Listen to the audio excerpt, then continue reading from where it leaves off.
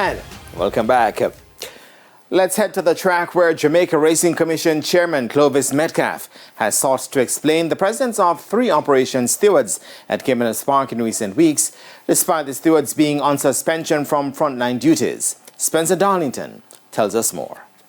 The 3 operations stewards were at the center of the disruption, which forced the abandonment of the Heroes Day program on October 20 at Caymanas Park. They had controversially disqualified second race winner Take a Punt, resulting in a revolt by disgruntled punters, which forced the abandonment of the remaining 7 races. The 3 stewards were subsequently suspended from frontline duties for 6 months and mandated to undergo remedial training. Several horsemen have recently expressed displeasure over the presence of the suspended stewards at the track. Chairman of the Jamaica Racing Commission, Clovis Metcalf, explained to TVJ Sports why the stewards have been present at the track for the past month and a half.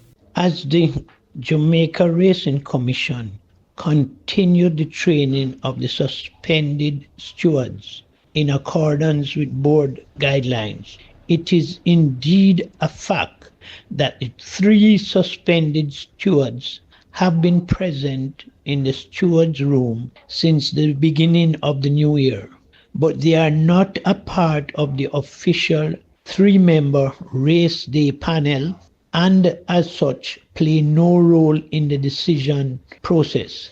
Their presence is merely a part of an ongoing training program for these 3 stewards. Members of some occupational groups were concerned that the 3 stewards were back on the job ahead of schedule, but Metcalf says their belief is to the contrary. I am aware that persons have been spreading misinformation in the public domain, and as this is not good for racing, the Commission therefore calls for such persons to cease and desist from such disingenuous practices, as all they need to do is call into the Commission office to verify any concerns or to seek further clarification or further information.